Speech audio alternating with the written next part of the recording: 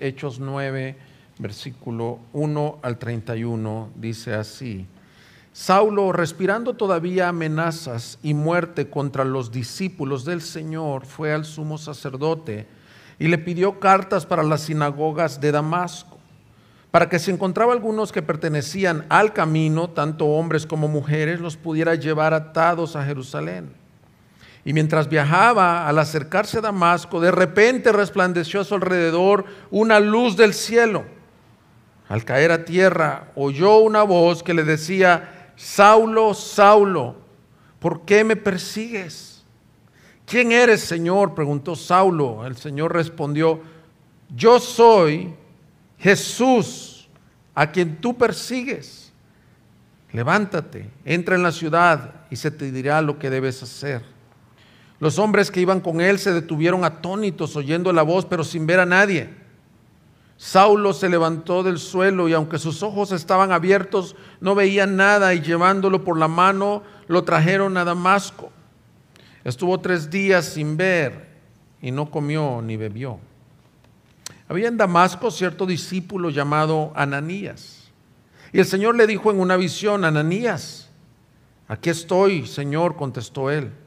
El Señor le dijo: levántate y ve a la calle que se llama Derecha y pregunta en la casa de Judas por un hombre de Tarso llamado Saulo, porque él está orando. Y ha visto en una visión a un hombre llamado Ananías que entra y pone las manos sobre él para que recobre la vista. Pero Ananías respondió: Señor, he oído de muchos acerca de este hombre cuánto mal ha hecho a tus santos en Jerusalén. Y aquí tiene autoridad de los principales sacerdotes para prender a todos los que invocan tu nombre. Pero el Señor le dijo: ve, porque él es mi instrumento escogido para llevar mi nombre en presencia de los gentiles, de los reyes y de los israelitas. Porque yo le mostraré cuánto debe de padecer por mi nombre. Ananías fue y entró en la casa, y después de poner las manos sobre él, dijo: hermano Saulo, el Señor Jesús, que se te apareció en el camino por donde venías, me ha enviado para que recobres la vista y seas lleno del Espíritu Santo. Al instante cayeron de sus ojos como unas escamas, y recobró la vista y se levantó y fue bautizado. Tomó alimentos y cobró fuerzas, y por varios días estuvo con los discípulos que estaban en Damasco. Enseguida se puso a predicar a Jesús en las sinagogas, diciendo: Él es el Hijo de Dios. Y todos los que lo escuchaban estaban asombrados y decían: ¿no es este el que en Jerusalén destruía a los que invocaban este nombre? Y el que había venido aquí con este propósito para llevarlos atados ante los principales sacerdotes. Pero Saulo seguía fortaleciéndose y confundiendo a los judíos que habitaban en Damasco, demostrando que este Jesús es el Cristo. Después de muchos días, los judíos tramaron deshacerse de él, pero su plan llegó al conocimiento de Saulo y aún vigilaban las puertas día y noche con el intento de matarlo. Pero sus discípulos lo tomaron de noche y lo sacaron por una abertura en la muralla, bajándolo en una canasta. Cuando Saulo llegó a Jerusalén, trataba de juntarse con los discípulos, pero todos le temían, no creyendo que era discípulo. Pero Bernabé lo tomó y lo presentó a los apóstoles y les contó cómo Saulo había visto al Señor en el camino y que él le había hablado, y cómo en Damasco había hablado con valor en el nombre de Jesús. Y estaba con ellos, moviéndose libremente en Jerusalén, hablando con valor en el nombre del Señor. También hablaba y discutía con judíos helenistas, pero estos intentaban matarlo. Pero cuando los hermanos lo supieron, lo llevaron a Cesarea y de ahí lo enviaron a Tarso. Entre tanto, la iglesia gozaba de paz por toda Judea, Galilea y Samaria, y era edificada. Y andando en el temor del Señor y en la fortaleza del Espíritu Santo, seguía creciendo. Aquí Lucas, mis hermanos, nos narra una de las conversiones más radicales en toda la historia del cristianismo. Pero no solo más radicales, sino que tuvo mayor impacto para la vida de la iglesia. Saulo de Tarso se convirtió en el que conocemos ahora como apóstol Pablo, quien es escritor de un sinnúmero de epístolas del Nuevo Testamento. Damos gracias a Dios por la vida de Saulo, que Dios en su soberanía escogió no con méritos en él, por el contrario, dice que él respiraba amenazas y muerte y que perseguía este camino, a esta religión. Más bien lo que vemos aquí, y por eso el título del mensaje es Saulo, salvo por gracia. Lo que vemos aquí es un ejemplo de la gracia salvadora que recibió el peor de los pecadores. Saulo mismo decía de él que él no había sido salvado ni por su trasfondo, porque la palabra enseña que él fue educado a los pies de Gamaliel, que era hebreo de hebreos, que era un hombre moralmente bueno. Pero él decía, no fueron mis obras de justicia. Lo dice en diferentes textos de la Biblia. Pablo, el que después se convirtió en Pablo, Saulo, que después se convirtió en Pablo, es quien nos enseña que la única forma de entrada al reino de los cielos es por medio de la gracia, aparte de obras. La justicia de Dios es por la gracia y es porque Él lo había vivido. Este testimonio lo escribe Lucas, pero cuando él platicaba su testimonio, le escribió a su hijo en la fe en 1 de Timoteo 1:12 y le dice, doy gracias a Cristo Jesús. No da gracias a su trasfondo, no da gracias a sus costumbres. Doy gracias a Cristo Jesús, nuestro Señor, que me ha fortalecido porque me tuvo por fiel, poniéndome en el ministerio, aún habiendo sido yo antes blasfemo, perseguidor y agresor. Esta era la descripción de Pablo de sí mismo. Sin embargo, se me mostró misericordia porque lo hice por ignorancia en mi incredulidad. Él dice, hasta ese momento de ese camino a Damasco, yo era un incrédulo, yo era un ignorante. Pero lo que yo recibí es misericordia. Pero la gracia de nuestro Señor fue más que abundante, con la fe y el amor que se hallan en Cristo Jesús. Palabra fiel y digna de ser aceptada por todos. Cristo Jesús vino al mundo para salvar a los pecadores, entre los cuales yo soy el primero. Esto es la gracia. Cristo Jesús vino a buscar y salvar lo que se había perdido. Y si aquí hay alguno que está perdido, extraviado, como Saulo, aunque si eres blasfemo o agresor u opositor al evangelio, buenas noticias para ti, mi amigo, porque todos los salvos hemos encontrado lo mismo que Saulo: gracia, misericordia y el amor entrañable de Cristo Jesús, perdonando nuestros pecados y llevándonos a su gloria, que de muerte me llevó a vivir para su gloria. Esa es la gracia de Dios. Piensa qué quieres que pongan en tu epitafio. Yo no sé qué van a poner: el doctor fulano de tal, el padre de familia tal y tal, el predicador, el pastor. No, Pablo, este era su epitafio. Esto era yo, pecador, agresor, el más vil de los pecadores, y fui salvo por la gracia de Cristo. Toda persona que se ha encontrado con la gracia de Cristo, no hay lugar para la jactancia, sino que hay un lugar para el reconocimiento de decir: esto era y esto soy. Esta historia, por todos conocida, nos habla de un gran Salvador y de una gran gracia. Así que yo quiero hacer algo, mis hermanos, con este texto. Quiero compartir 2 puntos. El primero es Saulo, salvo por gracia, y el segundo es Saulo, salvo para un propósito. Pero como es una historia por todos conocida, quiero sacar principios que apliquen a tu vida hoy. ¿Qué tiene que ver la salvación por gracia contigo hoy? ¿Qué tiene que ver con la salvación con un propósito contigo hoy? Así que veamos lo primero, Saulo salvo por pura gracia.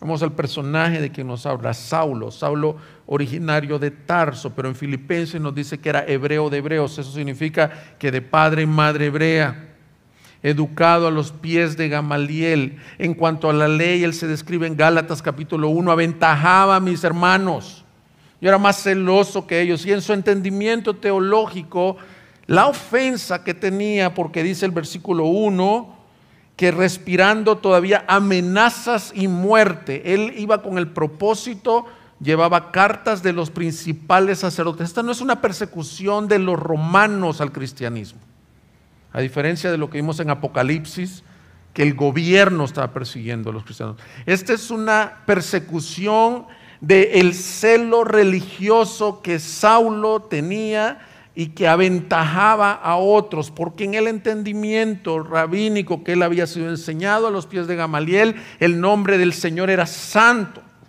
Por lo tanto, que Jesús, el crucificado, cuando Deuteronomio dice maldito aquel que es colgado en un madero, hubieran hombres y mujeres que dijeran que ese Jesús era el Hijo de Dios, era la peor blasfemia. Y con esa blasfemia que él sentía en cuanto a su teología, en cuanto a su cosmovisión de la vida, él pensaba estar haciendo lo correcto, arrastrando mujeres, hombres, al punto de que cuando Esteban es apedreado, dice que el joven Saulo consintió que pusieran las ropas de Esteban. Ahora, hay que ser un desalmado para ver que a un hombre lo estén matando como un animal a piedras y sentirte que estás haciendo lo correcto.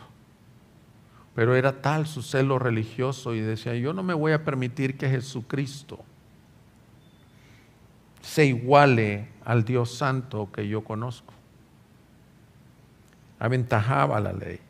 Fue formado Saulo a los pies de Gamaliel. Gamaliel, este hombre en Hechos capítulo 5, si puedes por favor acompañarme en el versículo 35.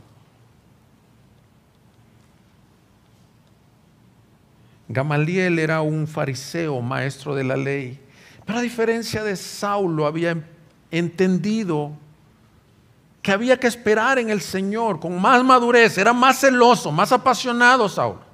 Mira cómo les dijo, Hechos 5:35. Entonces les dijo, hombres de Israel, tengan cuidado de lo que van a hacer con estos hombres, porque hace algún tiempo Teudas se levantó pretendiendo ser alguien y un grupo como de 400 hombres se unió a él y fue muerto, y todos los que le seguían fueron dispersos y reducidos a nada.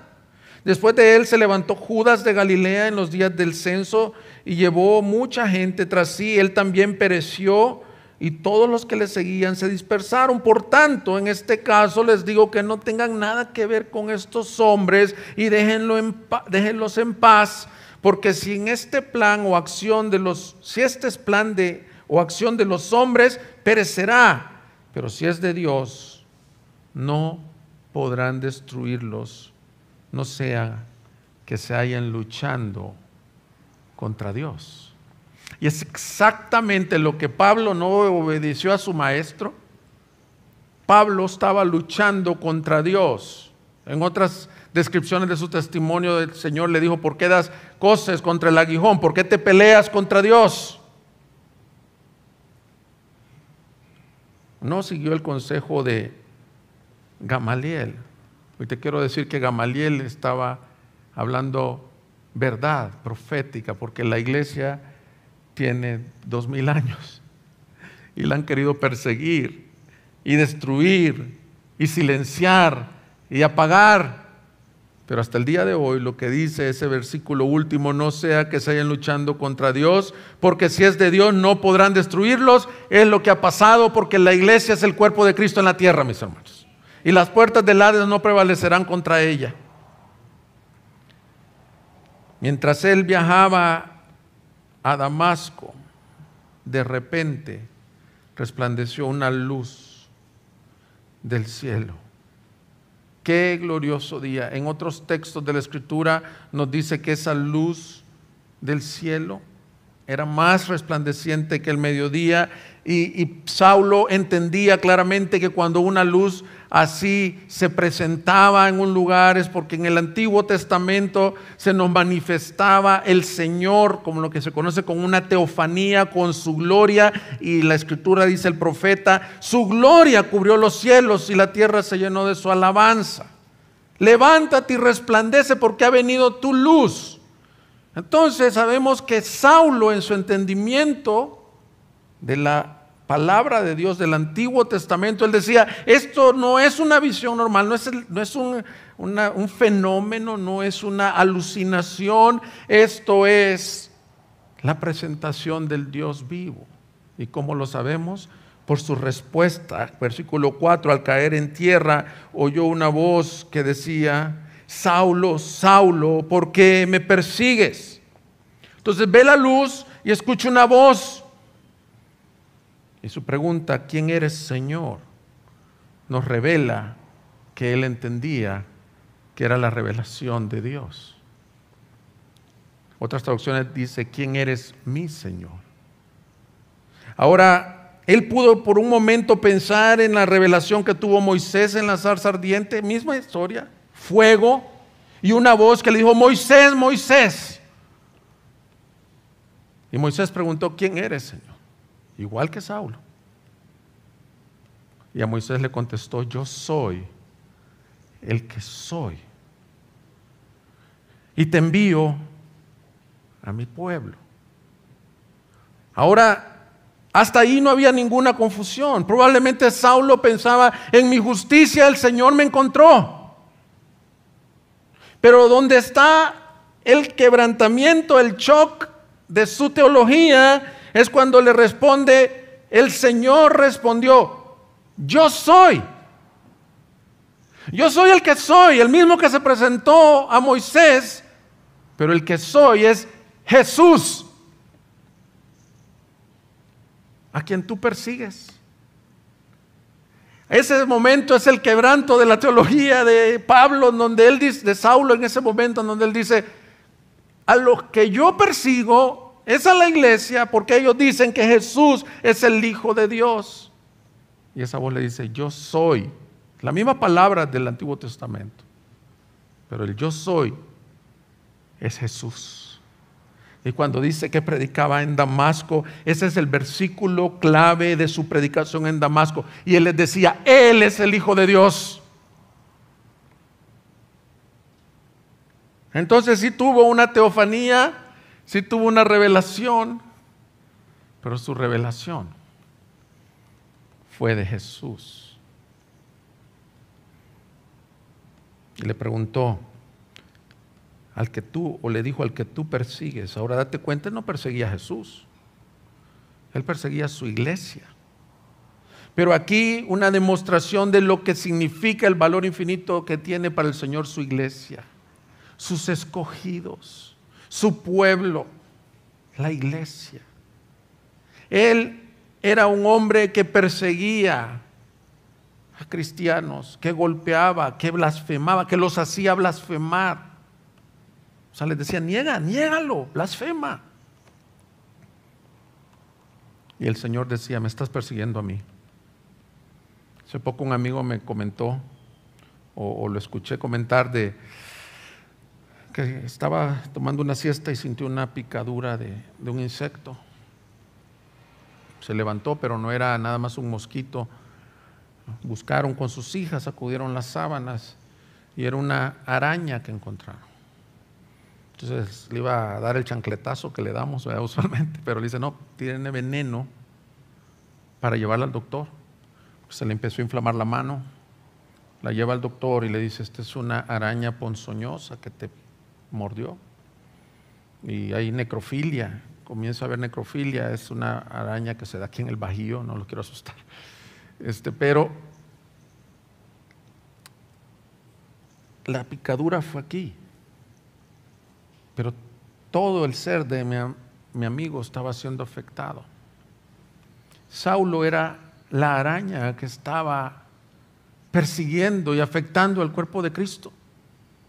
Pero esa araña, el Señor la transformó por gracia, para mostrar en mí primero, decía en su testimonio, que soy el peor de los pecadores porque perseguí, porque blasfemé, porque me ofendía, porque me indignaban, y me salvó a mí para mostrar en mí misericordia y gracia. Así que, hermanos, para ti también hay gracia. A lo mejor tú fuiste alguien que rechaza, que ofendías, que insultabas cristianos. No sé si hasta perseguías cristianos. Pero si estás aquí, es porque la gracia de Dios te alcanzó. Así que, como dije, es un texto por todos conocidos, pero quiero sacar algunos principios comunes en la conversión de todos. Número 1, Jesús se reveló a Pablo. Toda persona que es convertida, que nace de nuevo, necesita una revelación de Cristo.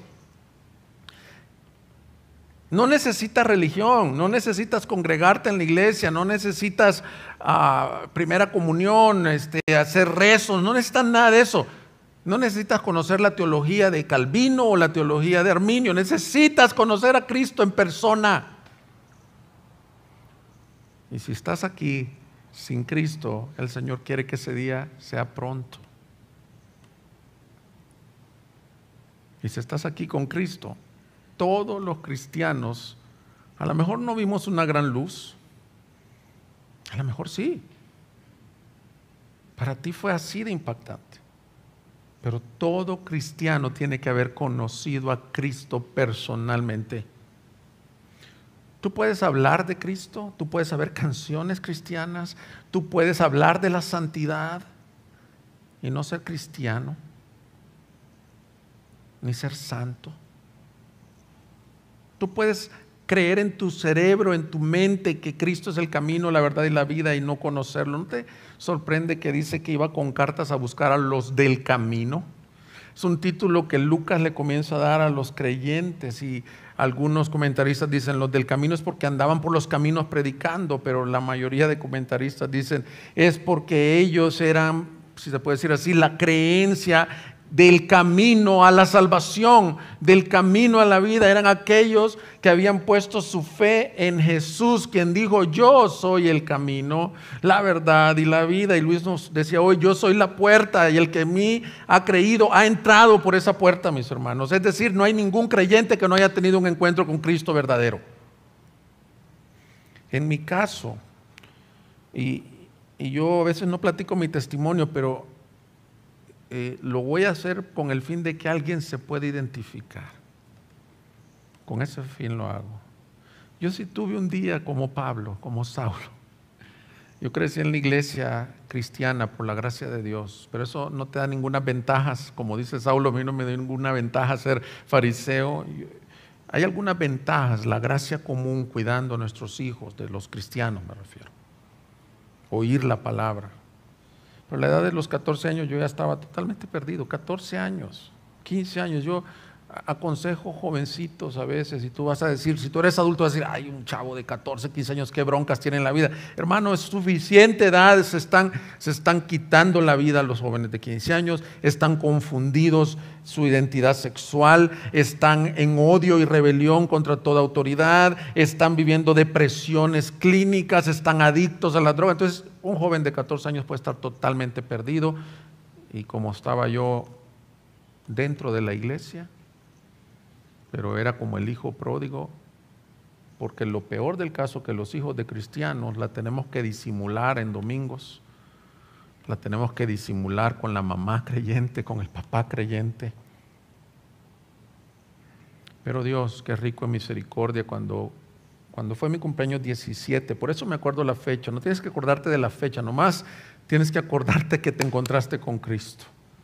Yo ya, mis calificaciones, yo sé que los adultos no entienden esto, pero si tú eres joven te vas a identificar conmigo, estaban de lo peor, aborrecible y aborrecido.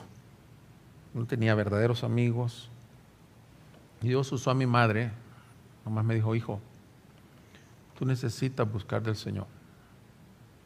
Y ese día, en mi cuarto, en una casa pequeña, nosotros somos una familia pequeña de 4, no tenemos un abolengo. La luz llegó a mi recámara. Y he tenido pruebas en la vida. He tenido noches oscuras, nubes, tribulaciones, como tú las has tenido como cristiano, pero de algo estoy seguro. Fui ciego, mas ahora veo yo. Perdido, y Él me halló. Ese día, Él me salvó. Y por eso yo te animo, si tú no sientes esta vida de decir, no es, yo creo en Jesús, sí, levanté la mano en una campaña, o hice una oración, o voy a una institución cristiana, o asisto a Gracia Soberana, nadie te salva. Tú necesitas un día que caigas de tus rodillas y le digas, sálvame, ¿quién eres? Y que oigas la voz que dice, Jesús. Todos necesitamos un encuentro con Cristo. Si no, mis hermanos, podemos ser el más recto como era Pablo y estar perdidos. Segundo principio que aprendemos, la salvación se origina en Dios. Él dice que ocupado iba en esto, él no iba pensando, yo voy a encontrarme con Dios. El que lo buscó fue Cristo. Hay un comentarista que tituló a este mensaje, El cazador casado. El perseguidor encontrado. Él iba en sus cosas y todos aquí tenemos una historia similar. Nuestros queridos hermanos Richard y Gaby, los mencioné en el primer servicio. Gaby Quiles, para los que no la conocen, estaba por firmar el divorcio con Richard y la abogada le predicó el evangelio. ¿Qué abogada más fiel? Le dije a Gaby un día de estos, ¿y la has vuelto a encontrar? No, búscale y dale las gracias. Ellos iban a firmar un divorcio y Cristo los encontró. Tú estabas en tus broncas, en tus problemas, benditos problemas que te tiraron al suelo como Él cayó en el suelo. Esta semana he hablado con 2 personas y les he dicho exactamente esto lo mismo. Tú ya no necesitas nada más que encontrarte con Cristo. Y una de esas personas creo que ya está en el piso de su vida. Ya tocó fondo.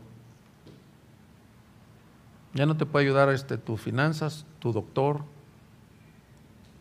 tu familia.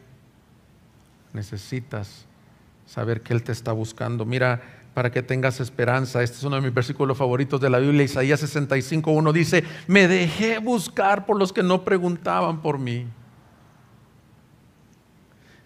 Me dejé hallar por los que no me buscaban. Dije, aquí estoy a una nación que no invoca mi nombre. Extendí mis manos todo el día hacia un pueblo rebelde que anda por el camino que no es bueno, en pos de sus pensamientos. Esta es la imagen de la salvación. Muchos piensan que cuando decimos que Dios elige soberanamente al que va a ser salvo, se les imaginan que el Señor está en la puerta del cielo diciendo, tú sí, tú no. Y la Biblia nos dice otra imagen. Lo que nos dice es que Él está con sus brazos extendidos, llorando, esperándote en la casa del Padre, diciendo, ven a mí. Tú no lo estás buscando, tú andas en tu negocio, en tu perdición, en tu pecado, y Él te dice, ven a mí. ¿Verdad, hermanos, que hemos sido salvos, que Él nos encontró? Porque Romanos 3 dice, no hay quien busque a Dios. Todos se desviaron a una, no hay ni siquiera uno. Tercer principio, Pablo quedó ciego, al igual que todos los que están sin Cristo están ciegos. Esta imagen es sorprendente, pero no fue un fenómeno físico nada más. Él, mis hermanos, estaba velado en su ceguera. Él era un hombre religioso. Pero esa ceguera, mis hermanos, es común a todos los que están sin Cristo. Tus amigos, tus vecinos, tus familiares, tú y yo estamos cegados a las cosas de este mundo. El Señor, que es rico en misericordia, nos abrió los ojos. Eso es como un hombre salvo, Cristo le abre los ojos. Vio esa luz que lo dejó ciego físicamente, pero pudo ver espiritualmente. Segunda de Corintios 4, versículo 3 dice: y si todavía nuestro evangelio está velado, para los que se pierden está velado. Es decir, tienen un velo, no ven el evangelio, en los cuales el Dios de este mundo ha cegado el entendimiento de los incrédulos para que no vean el resplandor del evangelio de la gloria de Cristo, que es la imagen de Dios. Porque no nos predicamos a nosotros mismos, sino a Cristo Jesús como Señor, y a nosotros como siervos de ustedes por amor de Jesús. Pues Dios, que dijo: de las tinieblas resplandecerá la luz, es el que ha resplandecido en nuestros corazones para iluminación del conocimiento de la gloria de Dios en el rostro de Cristo. Mira qué interesante versículo. Dice que el Dios de este mundo les ha puesto una venda a todos los incrédulos que no pueden ver la gloria de Cristo. Por eso es que tú le hablas a alguien o le hablas a tu hijo que no conoce del Señor y te dice: no, yo no quiero, Dios no existe. Y los incrédulos contestan, y contestábamos tontería y media, y dices: no, Dios no. Como Saulo. Pero debemos de rogar. Dice Pablo ya aquí en 2 Corintios: yo no me predico a mí mismo, yo les predico a Cristo. Y ruego que esa venda que Satanás les ha puesto les sea quitada para que les resplandezca la gloria de Cristo. Por eso es que el inconverso ama más el mundo, ama más lo material, ama más su vida, su placer. ¿Has escuchado gente que dice: cuando me vaya a morir me arrepiento?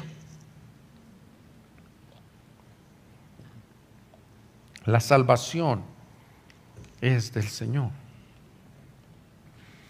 Otro principio: Pablo no era salvo a pesar de su religión y su rectitud. Si alguien nos aventajaba, mira cómo dijo ahí mismo en Hechos, cuando él describe su testimonio, Hechos 26:4, cuando lo está dando, dice: pues bien, todos los judíos conocen mi vida desde mi juventud, que desde el principio transcurrió entre los de mi pueblo y en Jerusalén, puesto que ellos han sabido de mí desde hace mucho tiempo. Si están dispuestos a testificar que viví como fariseo de acuerdo con la secta más estricta de nuestra religión.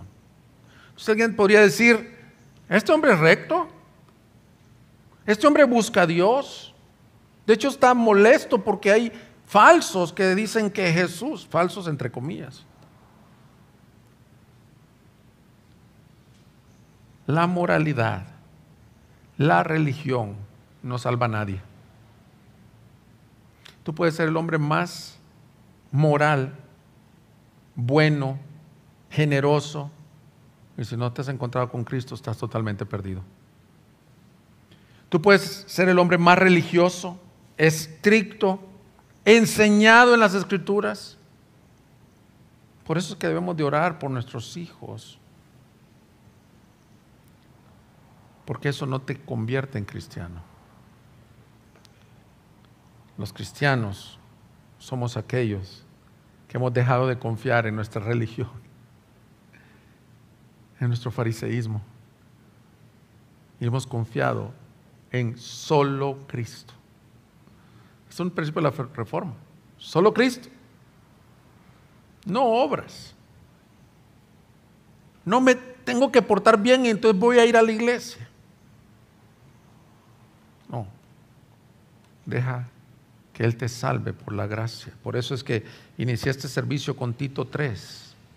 Y mira el otro testimonio. Ahora te das cuenta que muchas veces de sus cartas él decía lo que había vivido. Tito 3:3: porque nosotros también en otro tiempo éramos necios, desobedientes, extraviados. Espérate, Pablo, tú no. Tú eras fariseo. Pero él dice nosotros.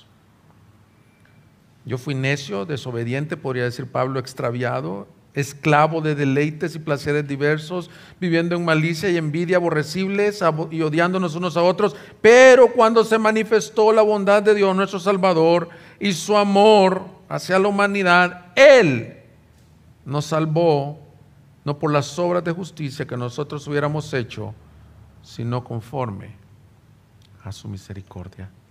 La salvación es aparte de obras. La salvación es aparte de méritos, aparte de religión. Por eso es que este mensaje es de esperanza para los pecadores. No importa si ese pecador es religioso o no religioso, deberá de poner a un lado su confianza en cualquier otra cosa y decir solo Cristo. En aquel día, cuando el Señor se siente, como dijo el Señor Jesús, a llamar a sus corderos, en aquel día los que estarán inscritos en el libro de la vida del Cordero, que son su iglesia, que son sus corderos, son aquellos que están o estamos detrás de la cruz. Vamos a decir, no por obras mías, Señor, no por justicias mías, no por mi religiosidad, no por mis ofrendas, no por mis servicios, no por mis predicaciones, sino solo por la gracia.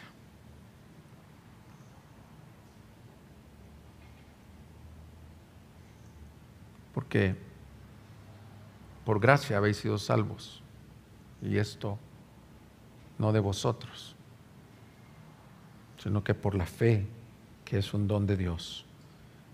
Dice el himno: sublime gracia del Señor que a un pecador salvó. Fui ciego, mas ahora miro yo, perdido, y Él me halló. Pero lo segundo que vemos es que no solo fue salvo por gracia, sin obras, sino que lo salvó para sus propósitos. Versículo 10: había en Damasco cierto discípulo llamado Ananías, y el Señor le dijo en visión: Ananías. Aquí estoy, Señor, contestó él. El Señor le dijo: levántate y ve a la calle que se llama Derecha y pregunta en la casa de Judas por un hombre de Tarso llamado Saulo, porque él está orando. Y ha visto en una visión que un hombre llamado Ananías que entra y pone las manos sobre él para que recobre la vista. Pero Ananías respondió: Señor, he oído de muchos acerca de este hombre, cuánto mal ha hecho a tus santos en Jerusalén, y aquí tiene autoridad de los principales sacerdotes para prender a todos los que invocan tu nombre. Pero el Señor le dijo: ve, porque él es mi instrumento escogido para llevar mi nombre en presencia de los gentiles, de los reyes y de los israelitas, porque yo le mostraré cuánto debe padecer por mi nombre. Usted es un instrumento escogido, pero quiero llamar tu atención un poco a Ananías. De pronto Lucas nos presenta a un simple discípulo, a un creyente sencillo. No está en Jerusalén, no es de los 12, no es de los 7, ni siquiera es de la iglesia matriz. Es un discípulo fiel en Damasco. Un discípulo que, al igual que Felipe, uno de los diáconos, el evangelista, era sensible a la voz de Dios. Leemos estos pasajes y se nos hace tan fácil decir: se le presentó en visión el Espíritu Santo, el Señor, y le dijo: ve. ¡Wow! ¿Qué sintonía tenía Ananías con su Señor? Y Ananías le dice: Señor, quiero obedecerte, Señor, pero este hombre viene con cartas y nos han dicho de los estragos que ha hecho a su iglesia. Se llena de temor. Pero este Ananías nos recuerda lo que prediqué el domingo anterior, que el Señor nos lleva a evangelizar aún a personas incómodas. Muchos de nosotros hemos dicho las expresiones de Ananías a lo mejor, y decir: es que ese hombre me ha hecho tanto mal en mi vida que yo no creo que se convierta. Un familiar, un hombre que ha agredido la iglesia. Tenemos falta de fe, y yo te aseguro que si nosotros hubiéramos conocido a Saulo, lo pasamos al siglo XXI, Saulo sería un religioso de la religión más prominente actual en México, que nos metiera a la cárcel a los pastores y que se llevara del pelo, probablemente del cabello, arrastrando a nuestras mujeres y aprobando la silla eléctrica para muchos por ser cristianos.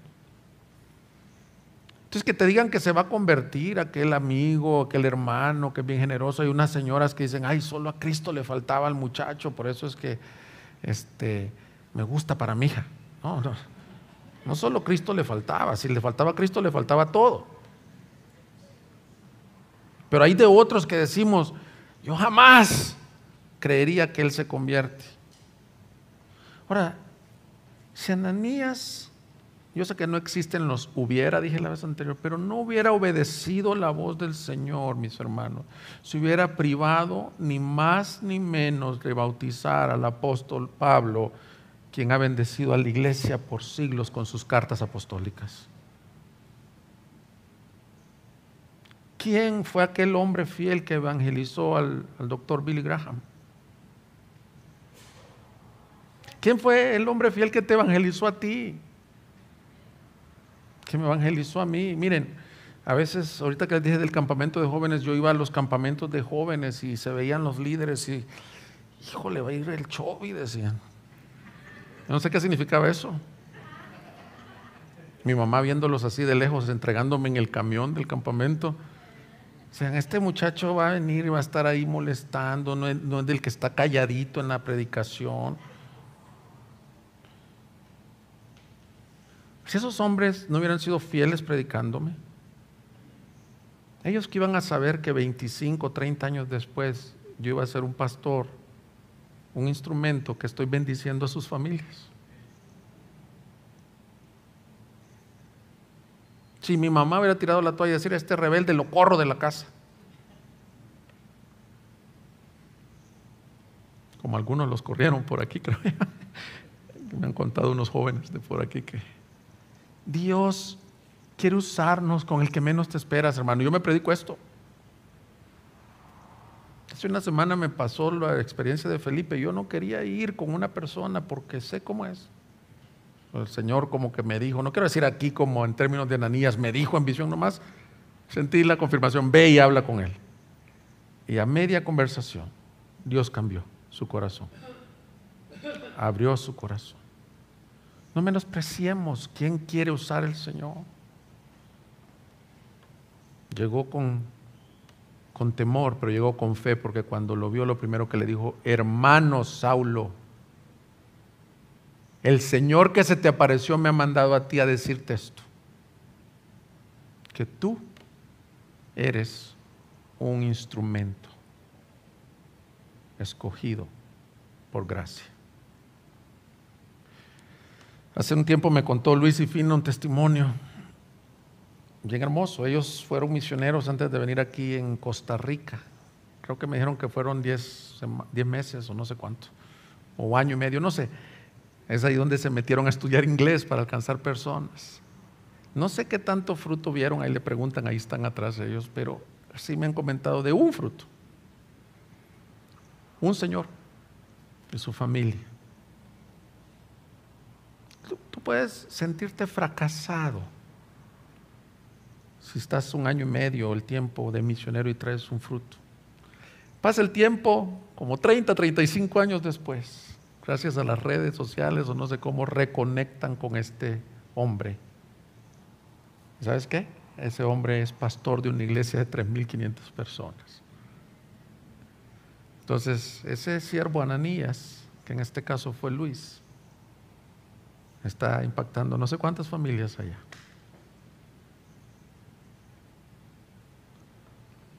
Hermanos,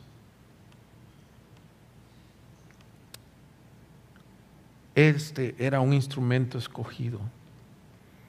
No tengo que explicar en el griego que es un instrumento. Es una herramienta. Dios lo salvó no por obras, sino que para que él mismo decía, para que la gloria sea el tesoro. Yo solo soy como el vaso de barro, ni siquiera soy una copa de oro como las que están en el templo. No, soy un vaso de barro para que el Señor ponga allí su tesoro y yo servir. Más adelante en Hechos 26, 16, ya llegaremos a ese pasaje. Pero quiero decirte cómo se veía él ese llamado. Ahí nos describe lo que la voz le dijo a él. Hechos 26, 16 dice, pero levántate y ponte en pie, porque te ha parecido con el fin de designarte como ministro y testigo no solo de las cosas que has visto, sino de aquellas en que me apareceré a ti. Te rescataré del pueblo judío y de los gentiles a los cuales yo te envío, para que les abra sus ojos a fin de que se conviertan de las tinieblas a la luz y del dominio a Satanás a Dios, para que reciban por la fe en mí el perdón de pecados y herencia entre los que han sido santificados. Aquí, en el capítulo 9 es la descripción de Lucas. En el capítulo 26 está él ante Agripa y él está diciendo cómo fue y qué le dijo. Le dijo: me escogió para hacer 3 cosas: ministro, testigo y apóstolo, enviado a los gentiles. Es el apóstol de los gentiles y también a los judíos. Ministro, testigo y apóstol. Yo quiero hacer una aplicación a tu vida. A todo el que Dios salva, lo llama y le da un propósito de vida. No creas que te salvó para tenerte ahí, ¿cómo se llama?, deambulando en las iglesias, andar de conferencias o viniendo los domingos. No, yo no quiero mucho compromiso, pastor, no me invite a cursos o a servir. La palabra testigo ya la rematamos varias veces aquí. Pero me llama la atención que nadie puede ser testigo de algo que no ha visto, si no eres un testigo falso. Y todo el libro de Hechos es testigos de Cristo. Y él le dice: yo te salvé para hacerte un testigo a los gentiles y a los judíos de Cristo. Por eso es que él, versículo 20, enseguida se puso a predicar en las sinagogas, diciendo: Él es el Hijo de Dios. Ahora, hermanos, ¿saben lo que implica esto? Él mismo traía cartas para los que decían esta loquera en el tiempo de ellos. ¿Cuál es la misión del testigo? Predicar el Evangelio de Cristo. El Evangelio de Cristo es bien sencillo. Él es el Hijo de Dios. A Él oigan, a Él sigan. Lucas nos introduce este lenguaje. Está diciendo: ese yo soy que se me apareció, esa voz que me habló, es el Hijo del Altísimo. La palabra ministro es siervo. Pablo siempre se presentó como siervo de Cristo. Imagínate tener esta concepción, hermano. Muchos de nosotros tenemos la concepción que nosotros somos los servidos. Pero un nacido de nuevo, que ha tenido un encuentro con Cristo, puede decir: testigo y ministro de Cristo. Soy siervo de Cristo. Si Él me dice Guadalajara, ¿por qué creen que yo estoy aquí en Guadalajara, hermanos?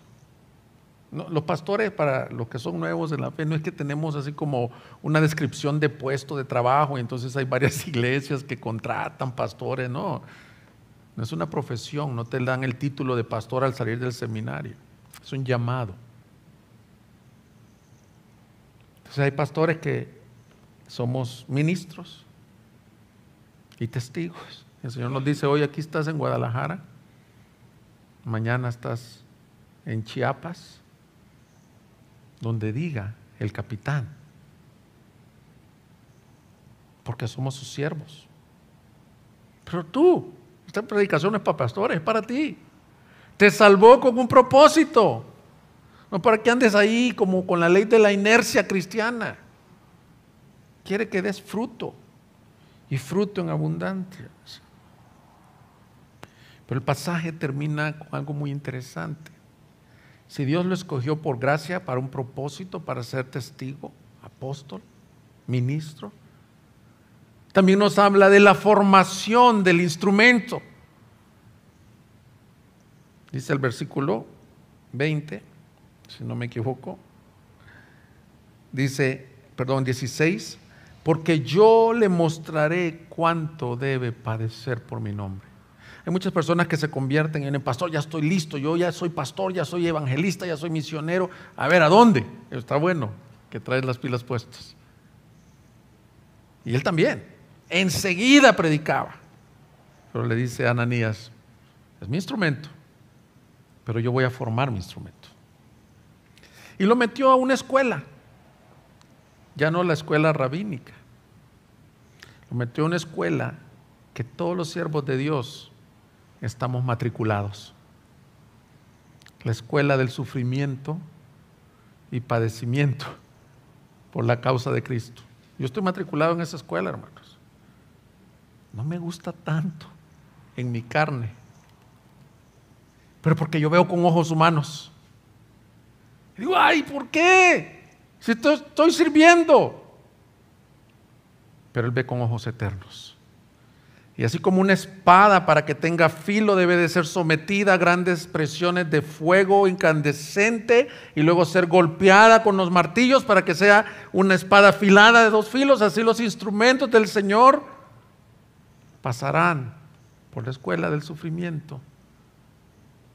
Y cuando estés pasando por la escuela del sufrimiento, leímos aquí en el capítulo 5 que los apóstoles se sintieron privilegiados de sufrir los padecimientos de Cristo, porque si hicieron esto con el árbol verde, ¿cuánto más harán con las ramas? Que ninguno de vosotros sufra como pecador o malhechor, dijo Pedro, pero tened por sumo gozo cuando sufras por tu fe,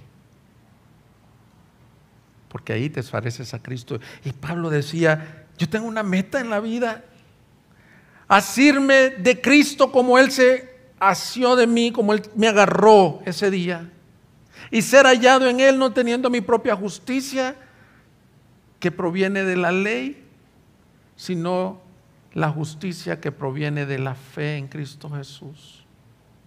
Hasta ahí está glorioso el pasaje. Y sufrir los padecimientos de Cristo. ¿Qué meta en la vida? ¿Sabes lo que es un desperdicio de vida? Vivir sin rumbo.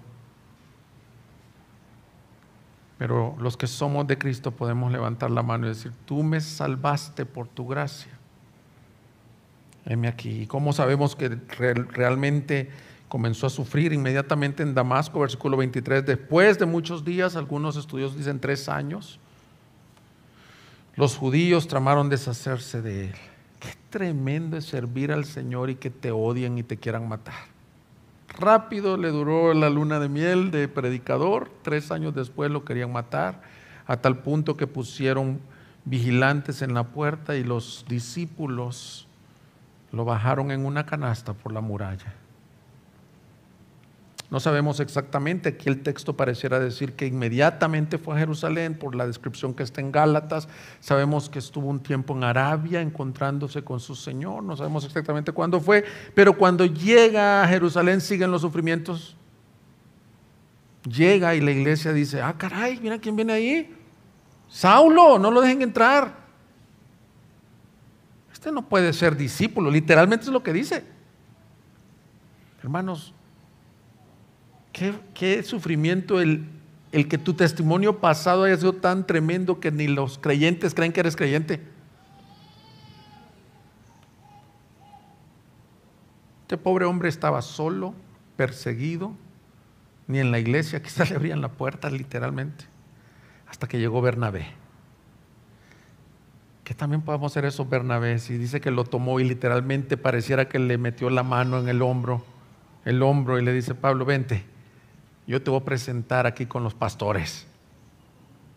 Y es medio legalista Pedro y el Santiago es el justo, así que, pero vamos a confiar que la gracia salvadora transforma al peor de los pecadores y que tú eres un instrumento escogido por gracia y que vas a padecer por Cristo y que eres bien recibido en la comunión de los hermanos.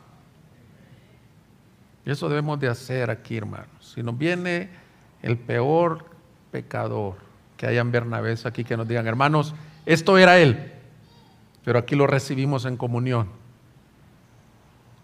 Una vez, y con esto cierro, me tocó, llegué a la iglesia temprano, a la reunión de jóvenes, no en esta iglesia, cuando estaba en El Salvador, y al igual que los líderes aquí de jóvenes, yo era el que era encargado de los adolescentes.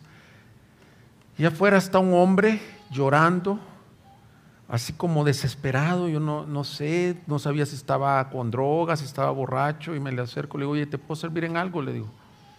Cuando me empezó a hablar, traía el pelo como que se había hecho luces, las uñas pintadas, estaba todo depilado, y comencé a verlo así como que era un transvesti. Estaba vestido de hombre en ese momento. Me dice, yo tengo una vida bien tremenda, me dice. Yo me prostituyo aquí, me dice, afuera. Y yo estaba recién convertido, tenía como 3 meses, tenía 17, 18 años. No sabía qué decir, pero en el nombre del Señor oré, Señor, dame palabra para este hombre. Le hablé con todo lo que entendía de la Biblia, del amor de Cristo. Ahí cayó de rodillas y pasó a la iglesia, y la gente le aplaudió. Fue hermoso. Después le perdí la pista al hombre. Pasaron meses, años probablemente, y luego me invitan a otra iglesia. Y creo que me invitan a compartir la palabra años después. Y de repente afuera ya ven que ponen unos puestos de comida y así. Entonces ya voy saliendo de la iglesia y me dice, hermano, venga, yo lo conozco a usted. Un hombre haciendo los tacos ahí, las tortas. No me acuerdo de ti. Yo soy aquel que usted le compartió la palabra allá. Señor me transformó, me dice, y hoy dejé mi vida de transvesti y soy un creyente, y soy, creo que me dijo, ujiero, diácono en esta iglesia. Gloria a Dios, hermanos. Si me transformó a mí, ten esperanza que te puede transformar a ti. Si transformó a Pablo, ten esperanza, pero te transformó para un propósito de vida. Amén. Quiero que se pongan de pie. Búsquenos en Facebook y YouTube como Iglesia Gracia Soberana Guadalajara, y visita nuestra página de internet igsg.org.mx